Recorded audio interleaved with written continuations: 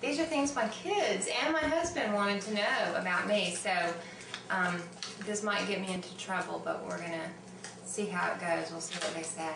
All right, here's the first one. How did you have time to write a book with 4 kids?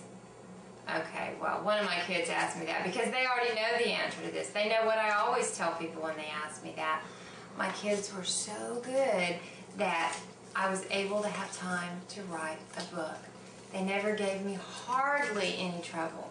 So I think my son Marty is the one who asked this, and the reason he asked it is he just wanted to hear me say one more time how good my kids are.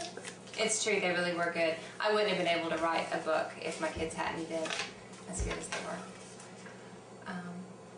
Oh, okay, this one's a little bit more serious. Why the subject of abortion? You know what, that's a good question. I think that's my daughter Abigail's handwriting. Why the subject of abortion? Well, a couple of reasons, I think. Partly because maybe I'm a bit of a selfish writer. I want to write about the things that I want to know about. And I think I wanted to research abortion, and so I wrote about it. Another reason that I wrote about it is because I do tend to gravitate toward the darker things in life, darker subjects, because I think they need to be addressed from a Christian perspective. As Christians, we certainly don't need to believe that everything in life is going to always be great, because it's not.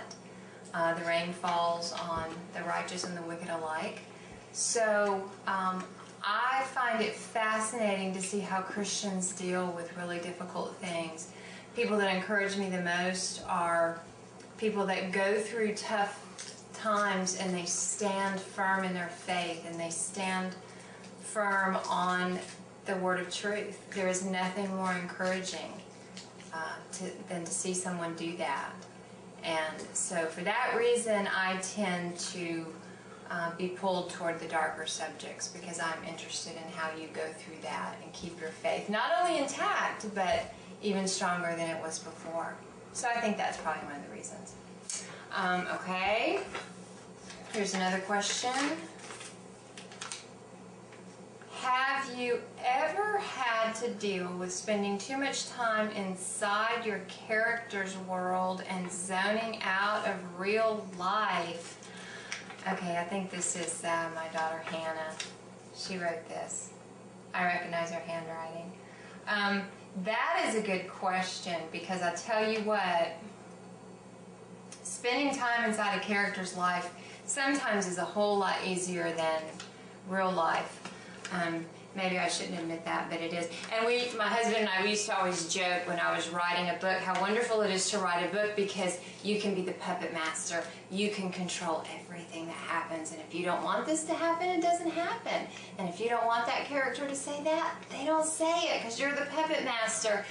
That's unlike real life, where you really have no control over anybody else. So for that reason, it's kind of fun to spend time in your character's world. And it is fun as you're going through your day. I remember when I was writing the book and I was kind of getting to know the characters, and I would see people and I'd say, ooh, that's what Katie would look like, or I think that's what Dex would look like, or Lydia would drive that kind of car.